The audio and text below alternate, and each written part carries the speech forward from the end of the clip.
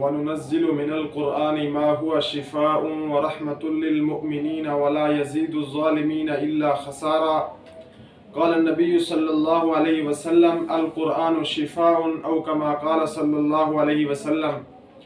معزز سامعین و ناظرین، اللہ تبارک و تعالی نے یہ جو حضور صلی اللہ علیہ وسلم کو قرآن پاک عطا کیا، یہ قرآن تمام مومنین کے لیے ذریعہ نجات بھی ہے اور یہ ذریعہ ہدایت بھی ہے۔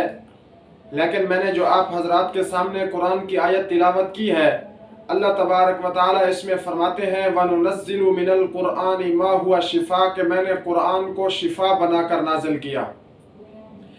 ہر قسم کی بیماری کا علاج اگرچہ دنیاوی لحاظ سے ڈاکٹروں کے پاس بھی ملتا ہے، لیکن قرآن پاک کے اندر بھی ہر بیماری کا علاج موجود ہے۔